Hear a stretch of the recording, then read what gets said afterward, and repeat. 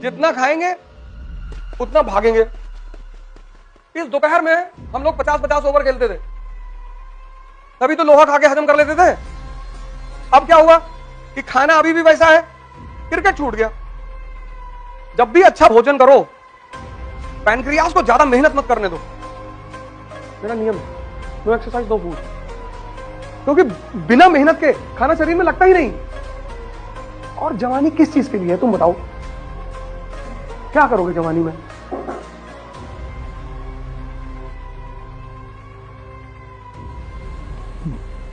जय हिंद फ्रेंड्स।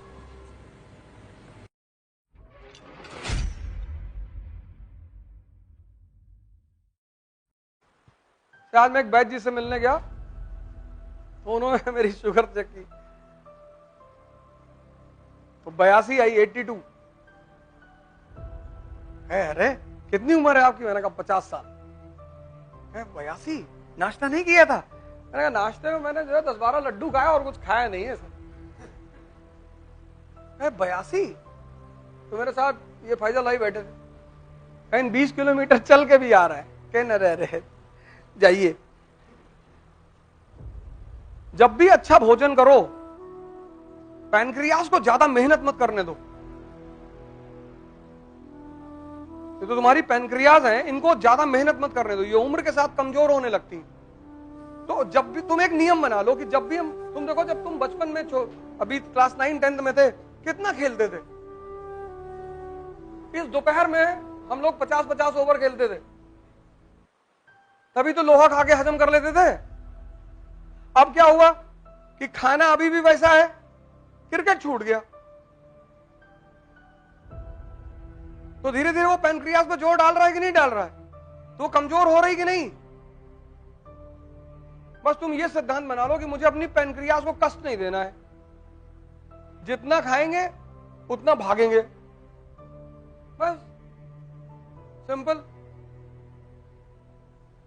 और मजा जीभ लेती है, भोगता पूरा शरीर है। और वॉक करने में जीभ को दर्द नहीं होता।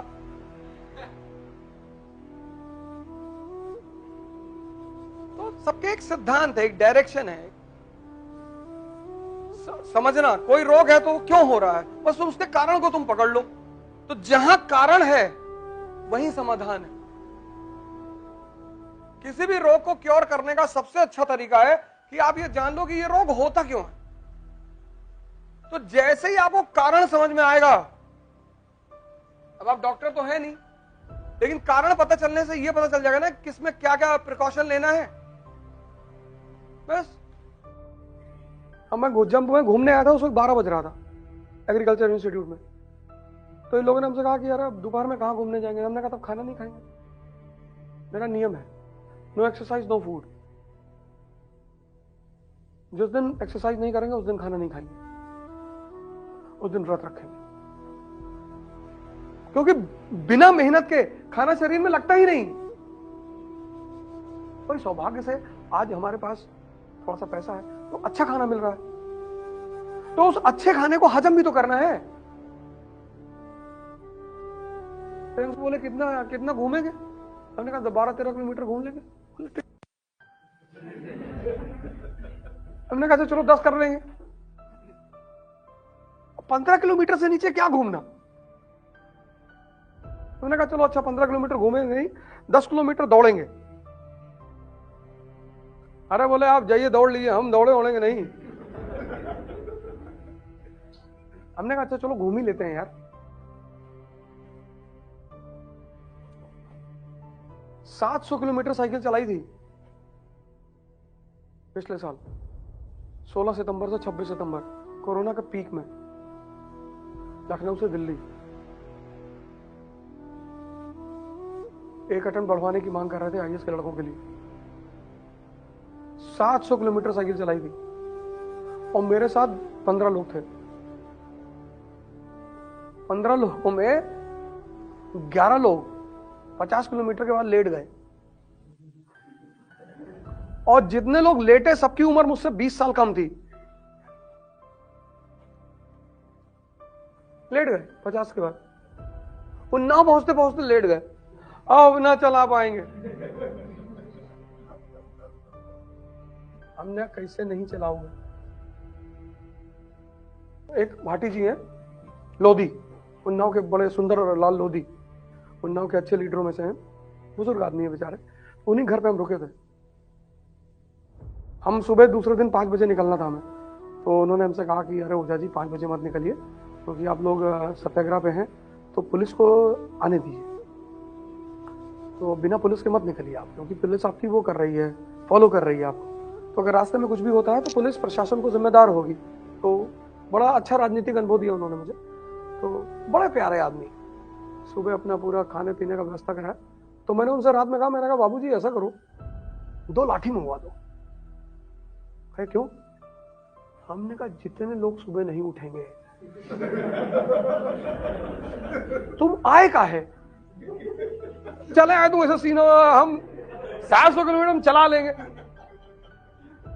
11 लोग लेट गए रात में, और सबकी उम्र 22 साल 23 साल। मैं बाबूजी लाठी मंगवा दो। तो रात में हमको 2 लाठी मंगा के दी, लाठी रख दी। हम कहे सो लो जितना देर सोना है, और 7 बजे हर आदमी को उठना है, और हर आदमी मुझे साइकिल पे मिलेगा, और भाग तुम सकते नहीं। अगर तुम सोचो कि हम बाहर निकल के बस पकड़ के भाग लेंगे, तब तुम दिल्ली में सोचो क्या होगा। फिर मैंने तुरंत उनसे बोला कि बाबूजी 2 नई भिजवा दीजिए। तो उन्होंने 2 नई भिजवाए। तो फिर सबको मालिश करवाया मैंने 12-1 बजे तक। फिर सुबह थोड़ा थोड़ा धीरे धीरे चला, क्योंकि हमें उन्नाव के बाद कानपुर, और कानपुर से औरैया रनिया आना था। हमारा यही रूट था ना, हम लखनऊ से चले उन्नाव से रनिया, और कानपुर में यहाँ के लीडर हैं प्रसपा के चौबे जी, चौबे करके हैं, बड़े सारे लीडर यहाँ भी हमारा कई सारा प्रोग्राम यहाँ भी हुआ था कानपुर में। तो आशीष चौबे, हाँ। तो फिर रनिया के बाद औरैया के बाद इटावा, यही पूरा रूट था। और 70 किलोमीटर से नीचे कहीं साइकिल नहीं रोकी। और मार्च में फिर चलाने जा रहे हैं कश्मीर से कन्याकुमारी तक।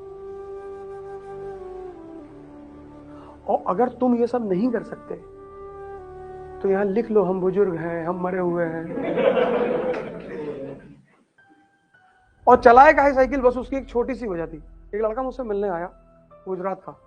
हमसे कहा सर जितना आप बोलते हो ना उतना करके दिखा दोगे तो मान लें आपको।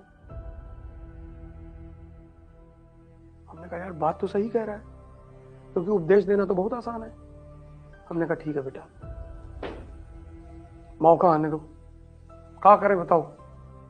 गोली चलाएं, लेकिन गोली चलाएंगे तब तुमको चलाना पड़ेगा। अरे नहीं सर। और जवानी किस चीज के लिए है तुम बताओ? क्या करोगे जवानी में? हमने इनसे कहा खाना नहीं खाएंगे, अगर हमको 12-13 किलोमीटर घुमाओगे नहीं तो हम खाना नहीं खाएंगे। हमने इनसे कहा था सुबह 6 बजे आ जाना। अब सब 12, 2, 3, 4 बजे तक सब लोग जगे, तो अब 6 बजे उठने का सवाल ही नहीं। लेकिन घूमना तो वही है। तुमने कैसा करो, कानपुर से चलो उन्नाव तक घूम आते हैं। कहे उन्नाव तक जाएंगे तो सेमिनार कब होगा? हमने कितनी दूर है? कहीं 40 किलोमीटर है। हमने कहा तब तो ज्यादा दूर है यार, इधर कहीं निकल लो, कानपुर के इधर चलो कहीं 20-25 किलोमीटर चलते हैं। तुम अपने से हारते हो, अपने से, तुम बाहर से नहीं हारते। जय हिंद।